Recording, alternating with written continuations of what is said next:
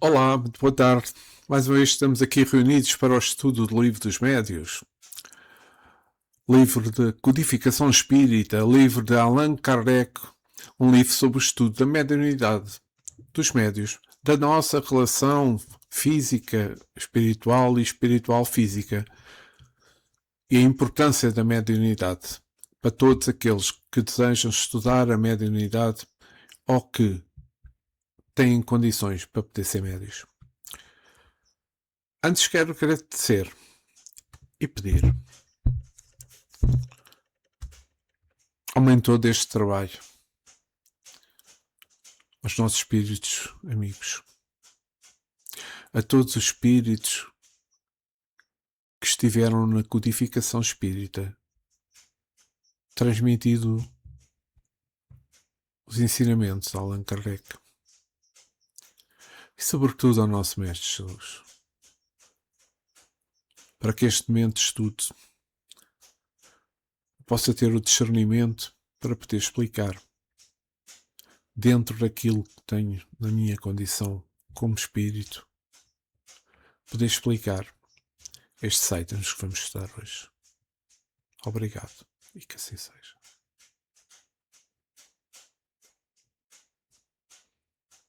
Que assim seja. Então, meus amigos, hoje vamos estudar do item 114 ao item 125.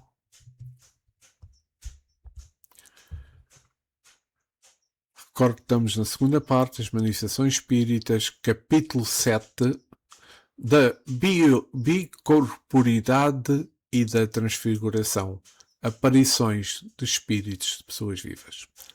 Item 114. Estes dois fenómenos são variedade das manifestações visuais.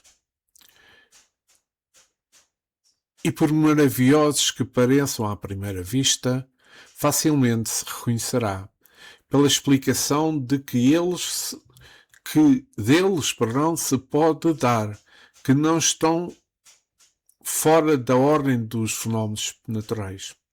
Assentam ambos no princípio de que tudo o que foi dito das propriedades do perispírito após a morte se aplica ao perispírito dos vivos. Sabemos que durante o sono o espírito readquire parte da sua liberdade. Isto é, isola-se do corpo, e é nesse estado que muitas ocasiões se tem ensejo de observá-lo. Mas o espírito quer que o homem esteja vivo, quer morto, traz sempre o envoltório semimaterial, que pelas mesmas causas de que já tratamos, pode tornar-se visível e tangível. Há factos muito positivos, que nenhuma dúvida permitem a esse respeito. Citaremos apenas alguns exemplos de que temos conhecimento pessoal e cuja exatidão podemos garantir, sendo que a todos é possível registar outros análogos, consultando as suas próprias reminiscências. Item 115. A mulher, isto é um exemplo dos casos, a mulher de um dos nossos amigos viu repetidas vezes entrar no seu quarto durante a noite, houvesse ou não luz, uma vendedora de frutas que ele conhecia de vista, residente nas cercanias, mas com quem jamais falara, é correto. Grande terror lhe causou essa aparição, não só porque na época em que se deu, ela ainda nada conhecia do espiritismo, como também se produzia com muita frequência. Ora, vendedora de frutas, estava perfeitamente viva. E àquelas horas, provavelmente dormia. Assim, enquanto na sua casa o seu corpo material repousável, o seu espírito, com o seu respectivo corpo fluídico, ia à casa da senhora em questão. Por que motivo? É o que não se sabe. Diante de facto de tal natureza, um espírito iniciado nessa espécie de fenómenos, teria perguntado. Disso, porém, nenhuma ideia teve a senhora. De todas as vezes a aparição se eclipsava sem que ela soubesse como. E de todas igualmente. Após a desaparição, cuidou de certificar de que as portas estavam bem fechadas, de modo a não poder ninguém penetrar no aposento. Esta preocupação lhe deu a prova de estar sempre completamente acordada na ocasião e de não haver sido joguete de um sonho. De outras vezes viu, da mesma maneira, um homem que lhe era desconhecido e que certo dia viu o seu próprio irmão, que se achava na Califórnia. Este se lhe apresentou com a aparência tão perfeita de uma pessoa real que no primeiro momento acreditou que ele houvesse regressado e quisesse dirigir a palavra. Logo, entretanto, o vulto desapareceu. Sem dar tempo a isso. Uma carta que posteriormente lhe chegou trouxe a prova de que o seu irmão, que ela vira, não morrera. Essa senhora era o que se pode chamar um médio vidente natural. Mas também, como acima dissemos, ainda nunca ouvira falar de médios. Outro caso. Outra senhora residente na província estava gravemente enferma. Viu certa noite, por volta das 10 horas, um senhor idoso, que residia na mesma cidade e com quem ela encontrava-se, às vezes, na sociedade, mas sem que existisse uma relação estreita entre ambos. Viu perto da sua cama, sentado numa poltrona e a tomar de quando em quando uma pitata de rapé. Tinha ares de vigiá-la. Surpreendida com semelhante visita a tais horas, quis perguntar-lhe por que motivo estava ali. Mas o senhor fez sinal para que não falasse e tratasse de dormir. De todas as vezes que ela intentou dirigir a palavra, o mesmo gesto a impedia de fazê-lo. A senhora acabou por adormecer. Passado alguns dias, tendo-se restabelecido, recebeu a visita do dito senhor, mas em hora mais própria, sendo que dessa vez era ele realmente quem lá estava. Persuadida de que ele a visitara durante a sua enfermidade, agradeceu-lhe o incómodo que lhe dera. O homem, muito espantado, declarou que havia longo tempo que não tinha uma satisfação em vê-la. Item 117.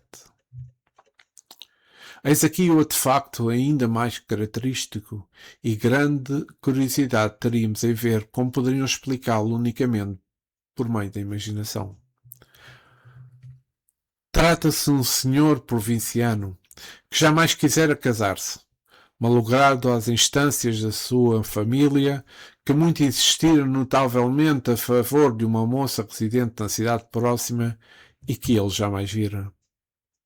Um dia, estando no seu quarto, teve a enorme surpresa de ver em presença da sua donzela vestida de branco e com a cabeça ornada por uma coroa de flores. Disse-lhe que era sua noiva.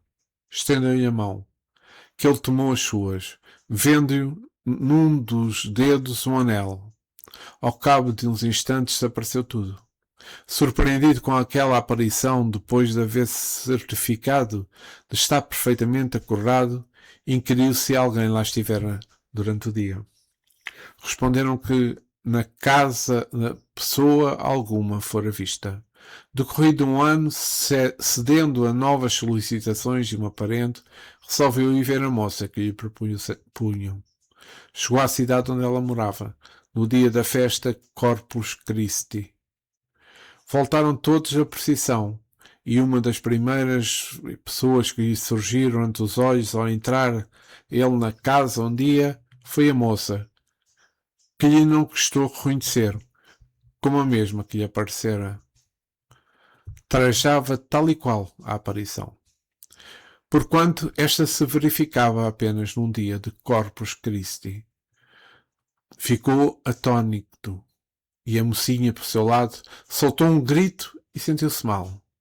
Voltando assim, Disse já ter visto aquele senhor um ano antes. Em um dia igual ao que estavam, realizou-se o casamento. Isto ocorreu em 1835, época ainda não se cogitava de espíritos, acrescentando que ambos os protagonistas do episódio são extremamente positivistas e possuidores de imaginação menos exaltada que há no mundo. Dirão talvez que ambos tinham um espírito esperto pela ideia da união proposta e que essa preocupação determinou uma alucinação. Importa, porém, não esquecer que o marido se conservara tão indiferente a isso que depois de passar um ano sem ir ver a sua pretendida. Mesmo todavia que se admite essa hipótese, ainda seria pendendo de explicação a aparição dupla, a coincidência do vestuário no dia do Corpus Christi e, por fim, o reconhecimento físico, reciprocamente ocorrido entre pessoas que nunca se viram, circunstâncias que não podem ser produtos de imaginação. A senhora, conhecedora de fenómenos espíritas, compreendeu o que se tratava, mas não querendo entrar em explicações, limitou-se a dizer que provavelmente fora um sonho. É o mais provável, dirão os incrédulos. Os espíritos fortes, o que para eles mesmos é sinónimo de pessoas de espírito. O certo, entretanto, é que a senhora de que falamos, do mesmo modo que a outra, não dormia.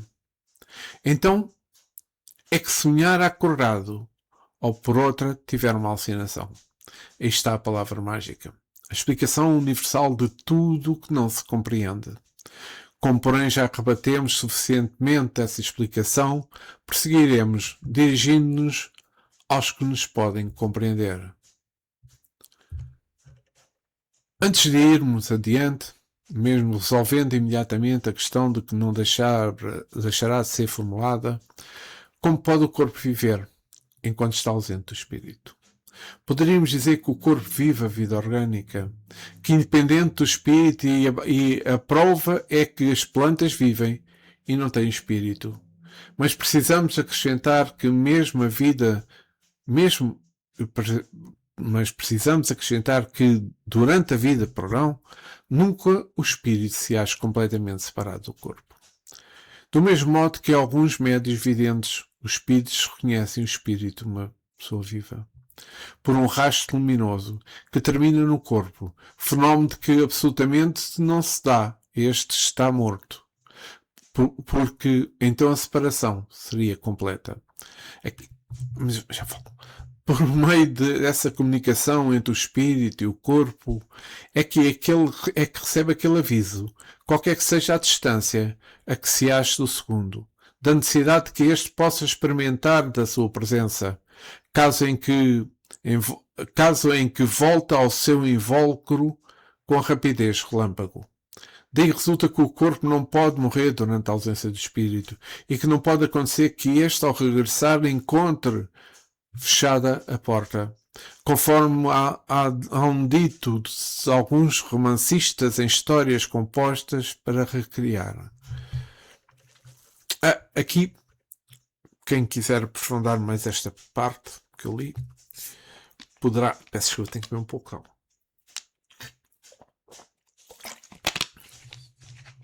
Poderá encontrar e aprofundar mais o estudo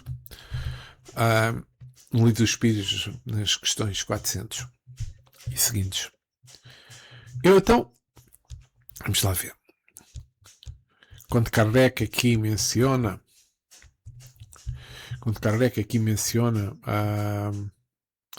aquele fio luminoso, porque que só se separa depois do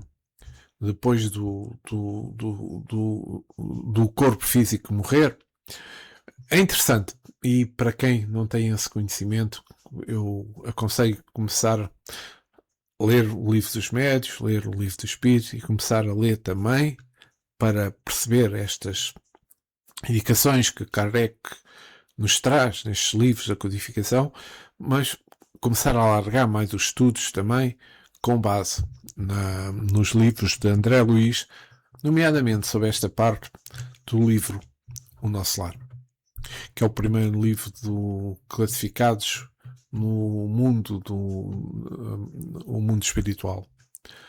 Mas voltemos aqui a estes itens que eu li sobre isto, estes exemplos. Aparições de espíritos de pessoas vivas são fenómenos explicados pelo espiritismo, pela doutrina espírita, como emancipação da alma e bicorporeidade. Ocorrem quando um espírito se desliga parcialmente do corpo físico, geralmente durante o sono, e se torna visível noutro local, revestido de um corpo fluídico ou perispirítico. Ou seja, o corpo fluido, que é o chamado perispírito, claro. Um dos mecanismos do processo é o desdobramento. Durante o sono, ou em estados de transe também acontece, o espírito readquire parte da sua liberdade e pode se deslocar, podendo ser visto até ouvido em outras pessoas. Mas aqui está aquela questão, o deslocar, mas há sempre um fio luminoso que liga o corpo físico ao espírito. Ou seja, o desdobramento, o desprendimento, ou o chamado desprendimento espiritual, parte da sua liberdade. O espírito é assim, o espírito com isso adquire parte da sua liberdade, quero dizer, e pode deslocar-se, podendo ser visto ou ouvido por outras pessoas. Esse fenómeno natural permite que a alma atue temporariamente noutras dimensões, mantendo ligada ao corpo físico um cordão fluídico, que é aquele cordão luminoso que eu falo.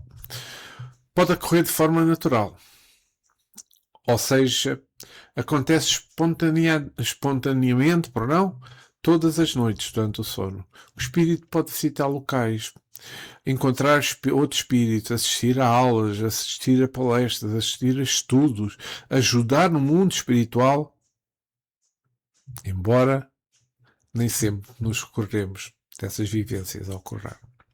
Mas também pode ocorrer de forma mediúnica, no estado de transe, como nos casos do sonambulismo, onde o médium consegue relatar conscientemente o que está a ver, a experimentar no plano espiritual.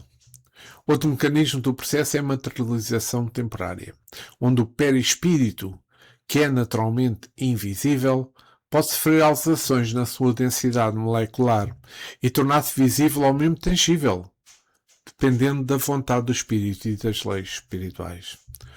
Outro mecanismo que se pode falar do processo é a bicorporeidade. Bicorporeidade, palavra. Onde ocorre quando o corpo físico de uma pessoa está a dormir noutro local e o seu espírito é visto no espaço, parecendo estar em dois lugares simultaneamente. Estes registros mostram que a manifestação não está limitada apenas a pessoas falecidas, baseando-se no princípio de que o espírito mantém as suas propriedades e o seu invólucro,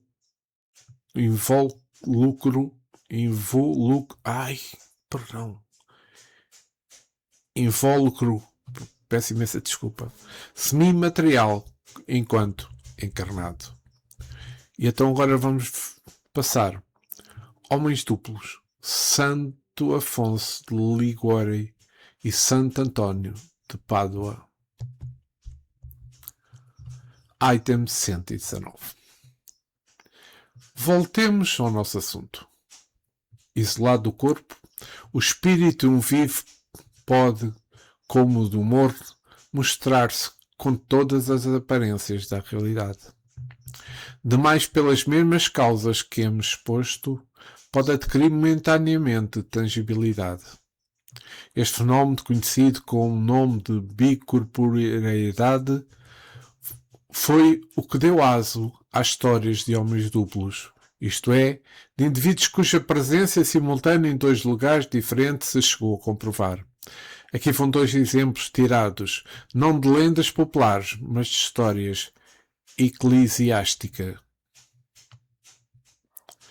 Santo António de Liguori Foi canonizado antes do tempo prescrito, por não haver mostrado simultaneamente em dois sítios diferentes o que passou por milagre.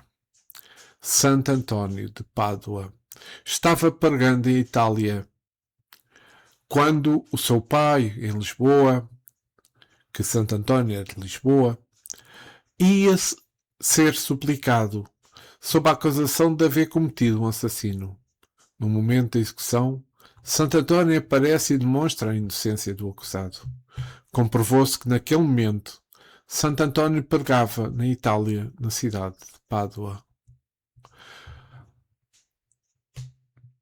Por nós evocado e interrogado acerca do facto acima, Santo António respondeu da seguinte modo. A pergunta que foi feita a Santo António. Poderei explicar esse fenómeno? Perfeitamente. Quando o homem, pelas suas virtudes, chegou a desmaterializar-se completamente, quando conseguiu elevar a sua alma para Deus, pode aparecer em dois lugares ao mesmo tempo. Eis como. O espírito encarnado, ao sentir que lhe vem o sono, pode pedir a Deus que lhe seja permitido transportar-se a um lugar qualquer. O seu espírito ou sua alma, como quiseres, abandona todo o corpo, acompanhando por uma parte o seu perispírito, e deixa a matéria imunda num estado próximo do da morte. Digo próximo do da morte porque no corpo ficou o laço de que liga o perispírito e a alma da matéria, laço esse que não pode ser definido. O corpo aparece então no lugar desejado. Quer ser isto o que queres saber? Segunda pergunta. Isso nos dá uma explicação da visibilidade e da tangibilidade do espírito. E Santo António respondeu. Achando-se desprendido da matéria conforme ao grau da sua evolução, pode o espírito tornar-se tangível à matéria. Terceira pergunta.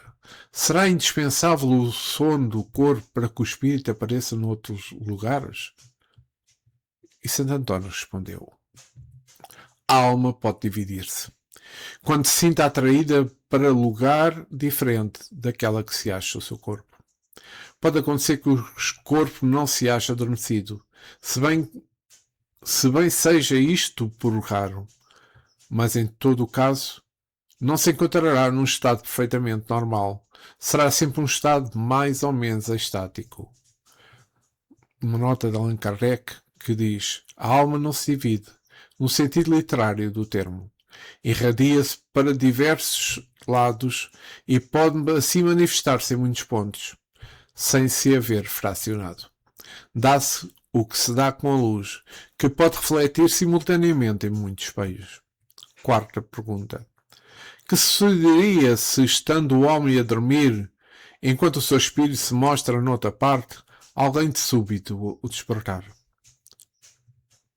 Isso não se verificaria. Porque se alguém tivesse a intenção de despertar o espírito, retornaria ao corpo, prevendo a intenção, porquanto o espírito lê pensamentos. E Kardec faz uma nota. Explicação inteiramente idêntica nos deram muitas vezes. Espíritos de pessoas mortas ou vivas. Santo Afonso explica o facto da dupla presença, mas não a teoria da visibilidade e da tangibilidade. Vou parar por aqui.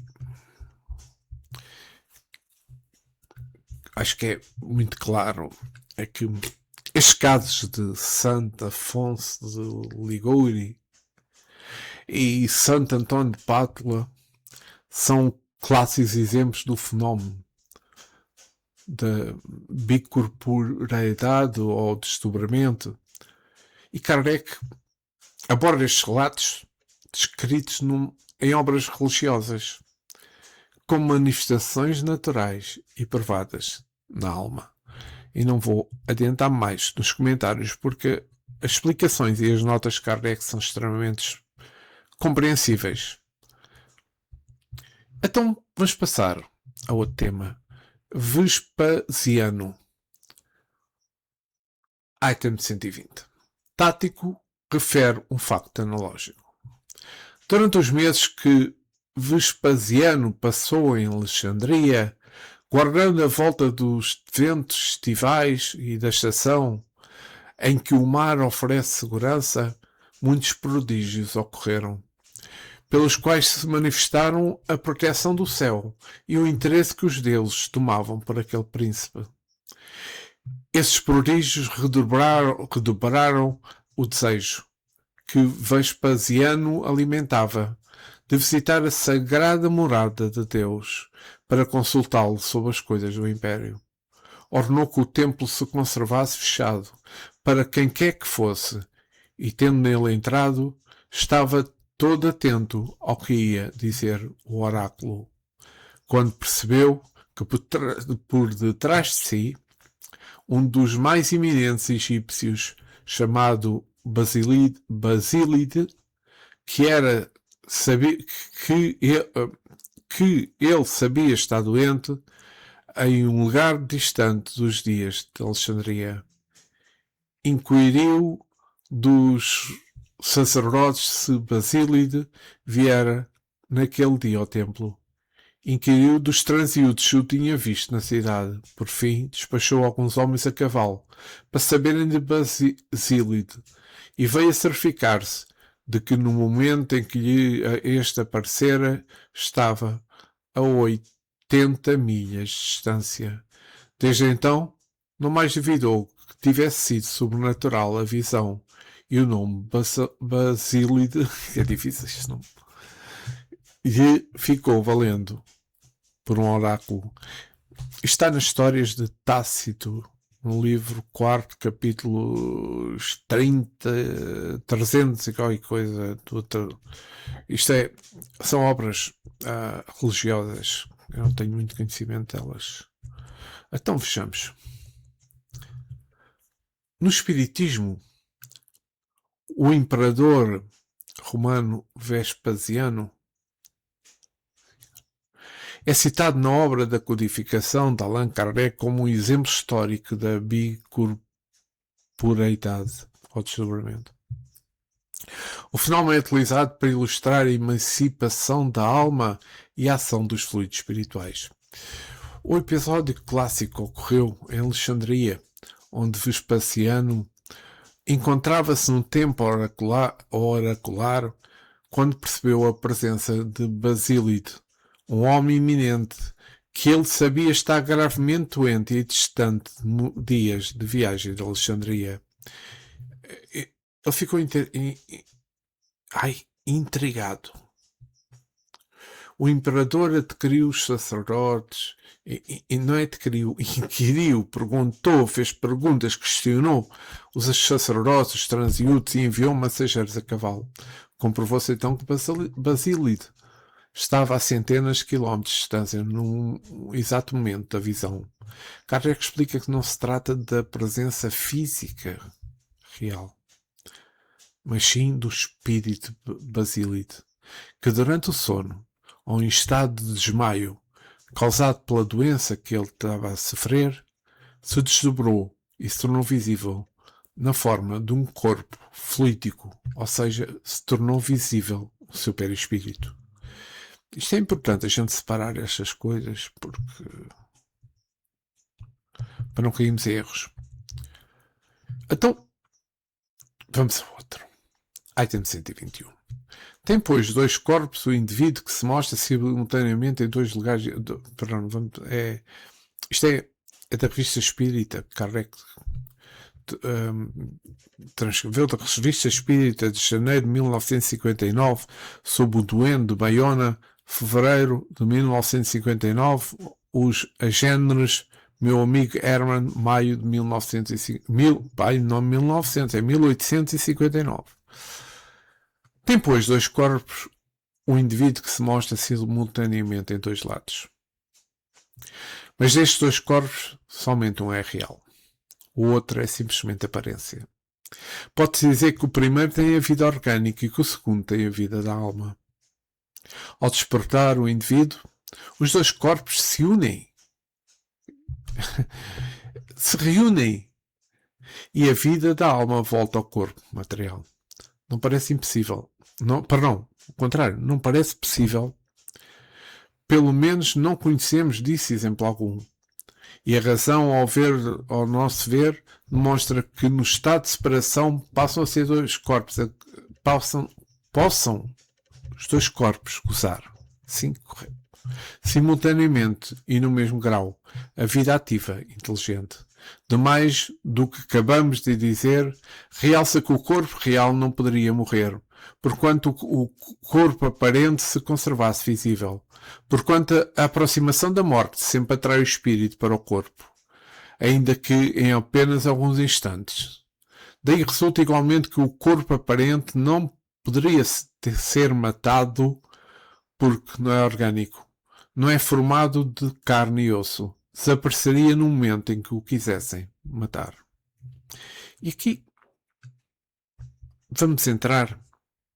Eu não faço comentário porque o Kardec fez já comentários sobre estes desdobramentos, já é bastante claro para todos nós. Vamos falar sobre transfiguração. Passemos ao segundo fenómeno, o da transfiguração. Estamos no item 122, perdão. Consiste na mudança de aspecto de um corpo vivo. Aqui está um facto dessa natureza cuja perfeita autenticidade podemos garantir, ocorrido durante os anos 1858 e 59, nos arredores de Saint-Étienne. Uma mocinha de mais ou menos 15 anos gozava de singular faculdade de se transfigurar, isto é, de tomar em certos momentos todas as aparências de certas pessoas mortas. Então, tão completa era a ilusão que os que assistiram ao fenómeno julgavam ter diante de si a própria pessoa, cuja aparência ela tomava, tal a semelhança dos traços fisionómicos, do olhar, do som da voz e até da maneira particular de falar. Esse fenómeno se repetiu centenas de vezes, sem que a vontade da mocinha ali interferisse. Tomou em várias ocasiões a aparência do seu irmão, que morrera alguns anos antes. Reproduzia não somente o semblante, mas também o porte e a corpulência.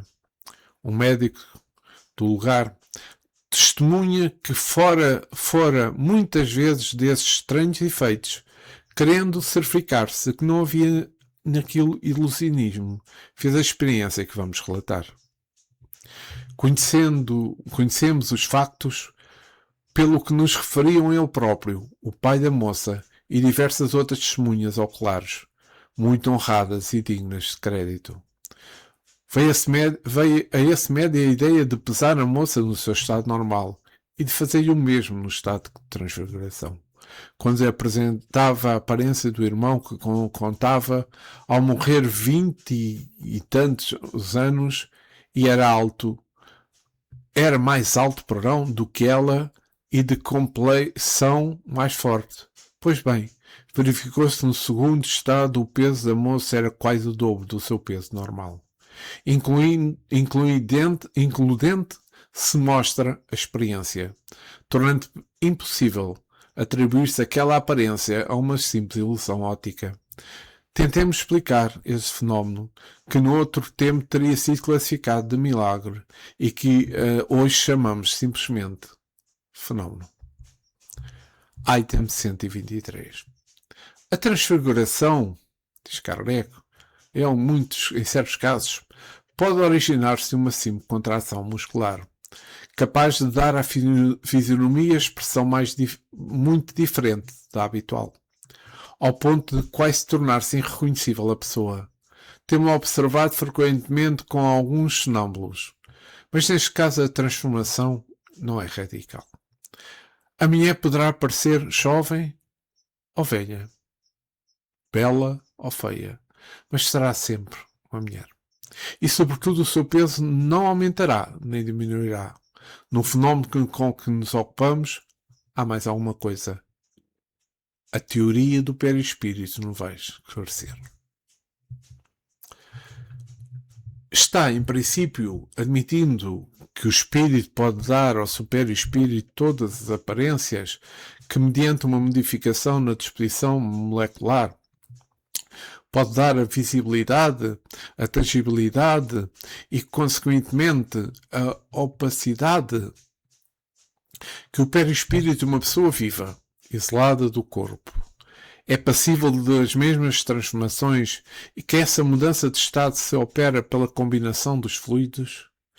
Figuremos agora o perispírito de uma pessoa viva, não isolado, mas irradiando em volta do corpo de maneira a envolvê-lo numa espécie de vapor. Nesse estado, passível de se torna, das mesmas modificações de que o seriam se o fosse um corpo separado. Perdendo ele a transparência, o corpo pode desaparecer, tornar-se invisível, ficar velado como se mergulhado numa bruma. Poderá então o perispírito, sim, mudar de aspecto, fazer-se brilhante, se tal for a vontade do espírito e se este dispuser de poder. Para tanto, um outro espírito, combinando os seus fluidos com os do primeiro, poderá, essa combinação de fluidos, imprimir a aparência que quiser própria, de tal sorte que o corpo real desapareça sob o envoltório fluídico exterior, cuja aparência pode variar à vontade do espírito. Sabemos isso. Esta pode ser a verdadeira causa do estranho fenómeno e raro, cumpre-se dizer, da transfiguração. Quando há diferença de peso, explica-se da mesma maneira porque se explica com relação aos corpos inertes. O peso intrínseco do corpo não variou, pois que não aumentou nele a quantidade de matéria. Sofreu, porém, a influência de um agente exterior, que lhe pode aumentar ou diminuir o peso relativo. Conforme explicamos acima nos itens 578, que já estudámos, e seguintes, provável é, portanto, que se a transformação se produzisse, tomando a pessoa o aspecto de uma criança, o peso diminuiria proporcionalmente. Então, aqui, este sempre me enganar. Então, aqui vamos só fazer um pequeno comentário. Como já falei no espiritismo, desculpem, um pouco. A transfiguração é a alteração temporária da aparência de um médium ou de uma pessoa viva, fazendo com que aumente os traços, expressões, até a voz de outra pessoa, geralmente um espírito desencarnado ou não. Como é que este fenómeno então ocorre? A transfiguração é um processo fluídico que envolve os seguintes mecanismos. Posso dividi-los aqui. Primeiro, o espírito comunicante utiliza o próprio perispírito. Irradia essa energia sobre o corpo físico no médium. Segundo, essa irradiação forma uma espécie de máscara luminosa ou atmosfera fluídica ao redor do rosto, por exemplo, ou do corpo do médium. Terceiro, a alteração é tão perfeita que os espectadores têm a impressão de ver a própria pessoa falecida, devido às semelhanças dos traços fisionómicos, do olhar e também da tonalidade da voz. Um exemplo bíblico, um caso de Jesus, que é o exemplo que eu acho que é um dos mais conhecidos, para não dizer famoso, mas um dos mais conhecidos de transfiguração ocorre no Evangelho, quando Jesus se isola no monte com os apóstolos e o seu rosto brilha intensamente, surgindo ao seu lado Moisés e Elias. Segundo a codificação espírita, este foi um fenómeno natural de transfiguração, onde o perispírito de Jesus se tornou visível e luminoso, permitindo ao discípulo o contacto visual com os espíritos. Então, vamos já ver.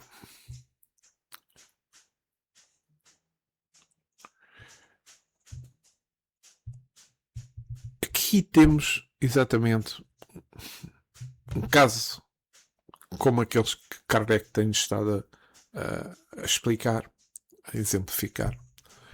E eu acho que é bastante claro tudo aquilo que é dito, e este exemplo que eu falei do Evangelho, de Jesus, que é um exemplo que todos conhecemos e que por aí podemos perceber logo o que é que realmente é este fenómeno de desdobramento. Mas temos o nosso texto para continuar, apesar de estarmos... Oi, cá estou. Vamos então agora passar ao outro tema.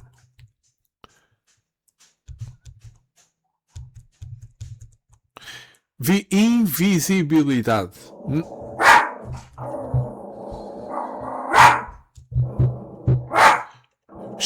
Lá sim.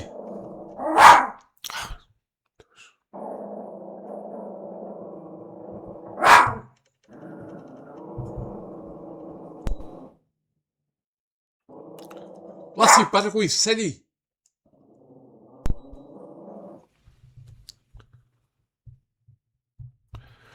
Peço desculpa.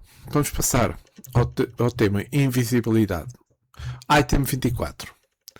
Concebe-se que o corpo possa tomar outra aparência de dimensão igual ou maior do que a que é própria. Como, porém, se lhe será possível tomar uma dimensão menor a de uma criança, conforme acabamos de dizer. Neste caso, não será de prever que o corpo real ultrapasse os limites do corpo aparente. Por isso mesmo que tal se pode dar, não dizemos que o facto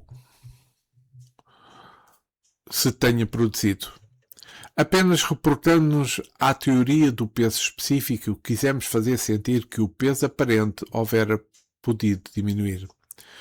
Quanto ao fenómeno em si, não afirmaremos nem a possibilidade nem a sua impossibilidade, dado, entretanto, que ocorra a circunstância que se lhe não oferecer uma solução satisfatória, de nenhum outro modo o infirmaria. Importa-se não esquecer que nos achamos nos primórdios da ciência e que ela está longe de haver dito a última palavra sobre esse ponto, como sobre muitos outros. Aliás, as partes excedentes poderiam ser perfeitamente tornadas invisíveis. A teoria do fenómeno da invisibilidade ressalta muito naturalmente as explicações precedentes e das que foram ministradas a respeito do fenómeno dos transportes. Que nós já vimos isso nos itens 96 e seguintes. Item 125 e último do dia 2. Resta-nos falar da singular fenómeno dos agêneros, que por muito extraordinário que pareça à primeira vista, não é mais subnatural do que os outros. Porém, não explicamos na revista como explicamos na Revista Espírita de 1859, julgamos inútil tratar dele aqui pormenorizadamente. Diremos tão somente que é uma variedade da aparição tangível. É o estado de certos espíritos que podem revestir momentaneamente as formas de uma pessoa viva, ao ponto de lhe causar completa ilusão.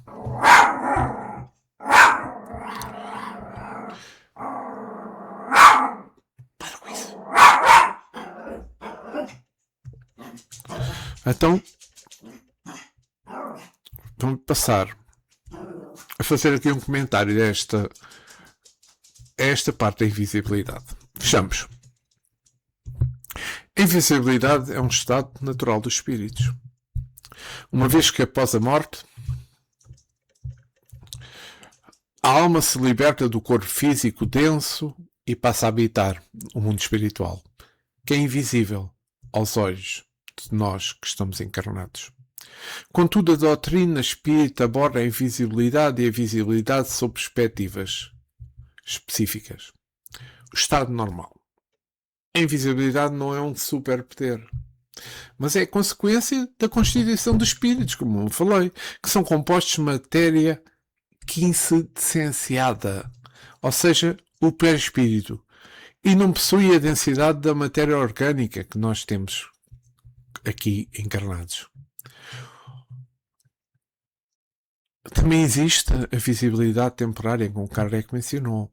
Os espíritos podem tornar visíveis aos médios e a outras pessoas através da emancipação da alma, quando a pessoa desdobra e consegue percepcionar a dimensão espiritual, ou através também da materialização, onde o espírito utiliza fluidos fornecidos pelo ambiente e pelo médio para se tornar visível ou também tangível.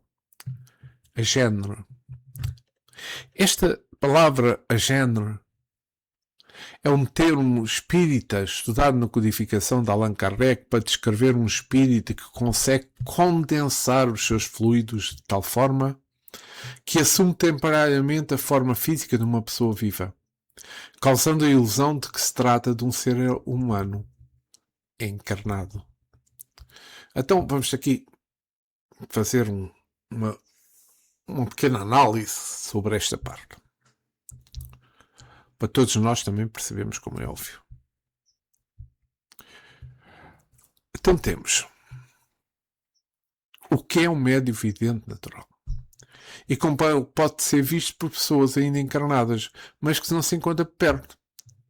Então o que é que é? Vejam, o médio vidente natural é alguém que desde muito cedo possui a capacidade inata de ver espíritos e manifestações espirituais sem esforço, utilizando a visão da alma, como se por vezes chama, ou seja,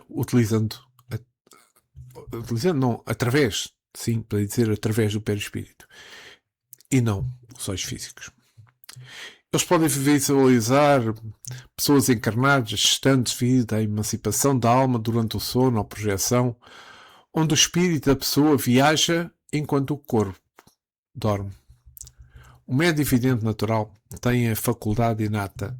É uma característica permanente ou frequente que a pessoa traz consigo, não algo que ela necessariamente escolheu. Ou melhor, isto está maldito. O necessariamente escolheu, é lógico que no plano espiritual, antes de reencarnar, ela já sabe, mas devido ao véu que Deus nos permite ter para não termos conhecimentos do passado, ela não sabe. Daí, necessariamente, que ela necessariamente escolheu, não escolheu, aliás, tem uma visão além do corpo físico. Eles não veem apenas com os olhos físicos, mas com o chakra do terceiro olho. Só um bocadinho. Como o chakra do terceiro olho. Aqui uma nova ajudante, para evitar dela estar a ladrar. Então, eu estava a dizer, eles não veem através dos olhos físicos, mas com o chakra do terceiro olho, permitindo ver vultos, ver auras, ver espíritos, mesmo com os olhos fechados. Alguns videntes naturais possuem a capacidade de clarividência, vendo espíritos com clareza à luz do dia, muitas vezes confundindo com pessoas físicas. Então, como é que nós podemos ver, pergunto-me vocês, como é que nós podemos ver seres encarnados distantes? Aí temos que a mediunidade de vidência permite ver não apenas espíritos desencarnados, mas também o perispírito de pessoas que estão vivas, desencarnadas, mas ausentes fisicamente. Isso ocorre por, como já falei, emancipação da alma, de sono, projeção. Durante o sono profundo, o estado de trânsito, o espírito de uma pessoa pode desligar parcialmente do corpo físico e viajar.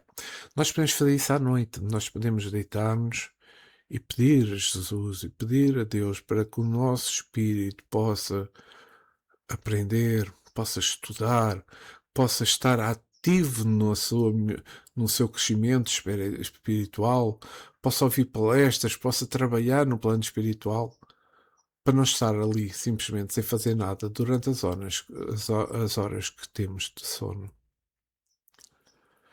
O médio vidente capta essa forma espiritual, o do etéreo, ou o próprio perispírito em outro local. É comum que o médio vidente veja o espírito de alguém conhecido que está a dormir, mesmo que a pessoa esteja noutra cidade. A alma do encarnado, ao se afastar do corpo, torna-se visível para o médio, agindo de forma semelhante a um desencarnado durante o tempo de projeção. Essa faculdade é considerada uma forma de dupla visão, onde o espírito vê o mundo físico e o mundo espiritual simultaneamente, ou alterna entre eles. Então, quando o espírito de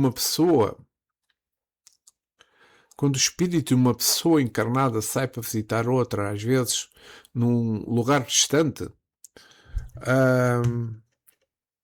como o corpo permanece vivo, já que a morte física se dá pela ausência do espírito que anima a carne? Pergunta. E a resposta que eu vou dar é esta. O corpo permanece vivo. Porque o espírito não se ausenta completamente. Ele permanece ligado ao corpo físico por um cordão fluídico, o cordão de prata.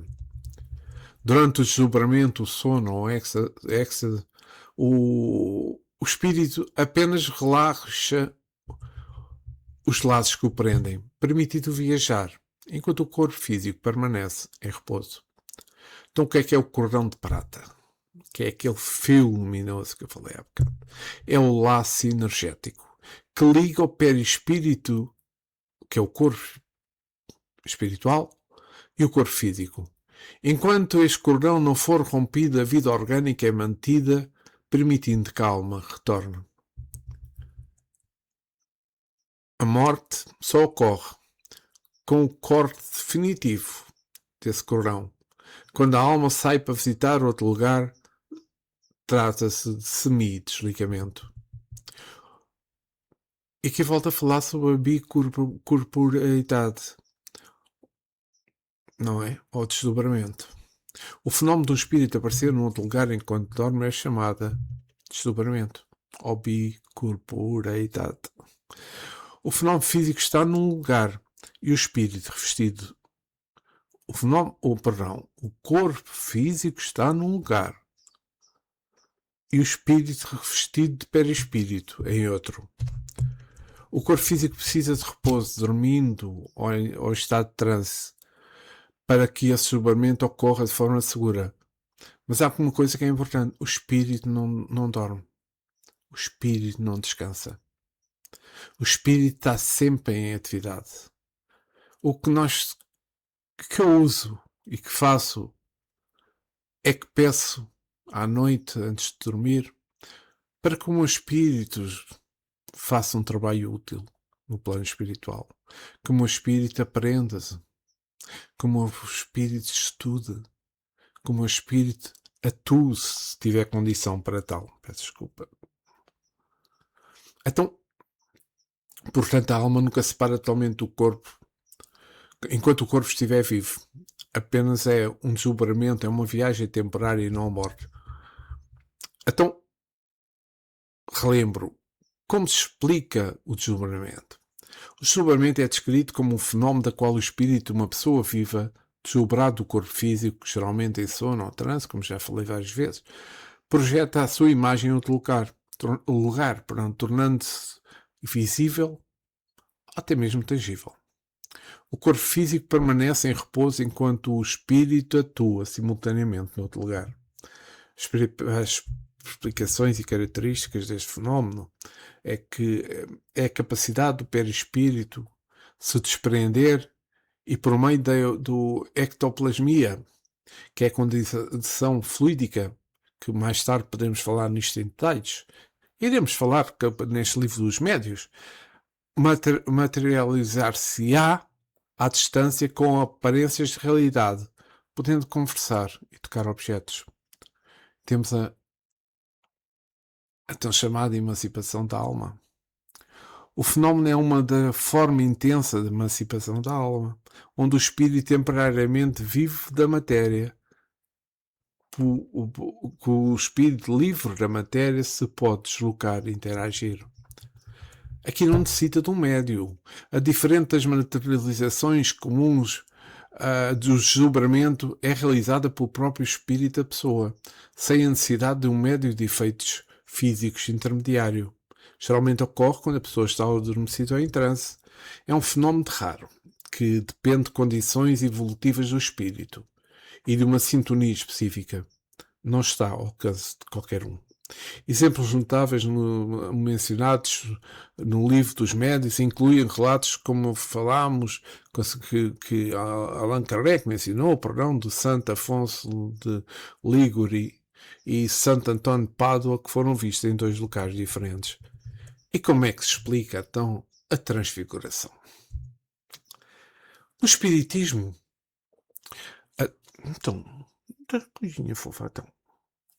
no Espiritismo, a transfiguração é explicada como uma modificação aparência física, de uma pessoa viva, geralmente um médium, devido à ação do seu próprio espírito e de espíritos externos sobre o perispírito.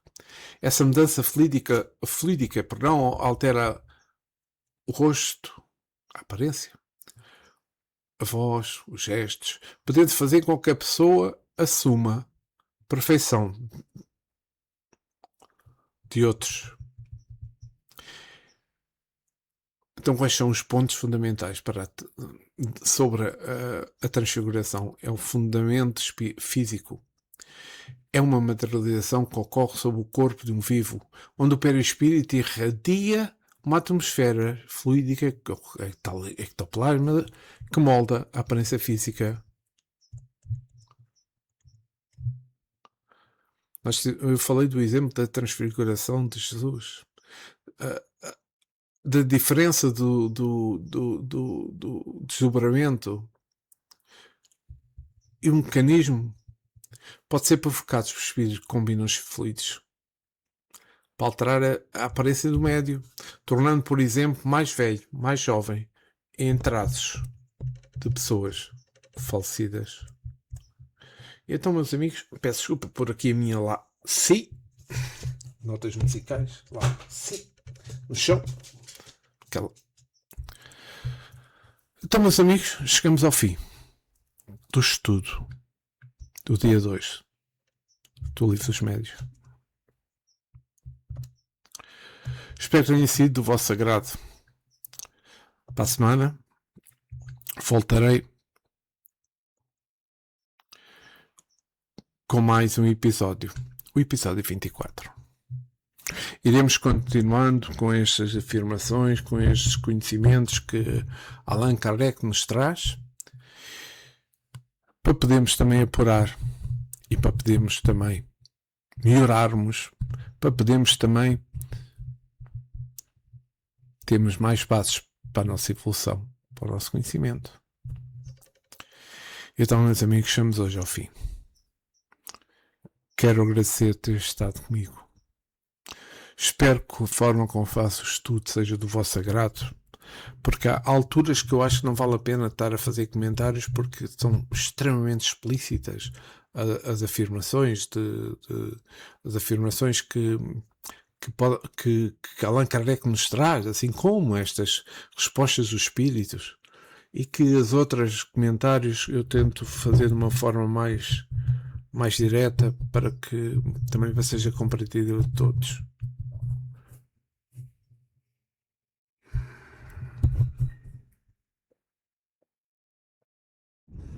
Quero agradecer ao mentor deste trabalho, aos nossos espíritos amigos, ao nosso Mestre Jesus, por ter permitido este momento de estudo para conhecimento de todos vós das bases do Espiritismo, das bases da codificação espírita. Quero agradecer também aos espíritos que contribuíram para este livro, os espíritos que exercitaram este livro, e ao mestre Allan Kardec. pela sua generosidade, pela sua entrega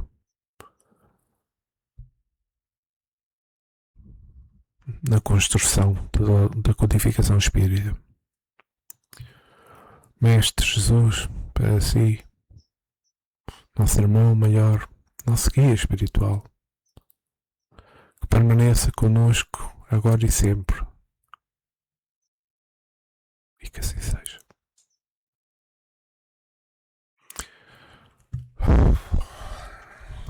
Que assim seja. E que tenham uma boa semana. Muita paz, muito amor para todos vós. Desfrutem da vida. Desfrutem sem excessos. Muita paz.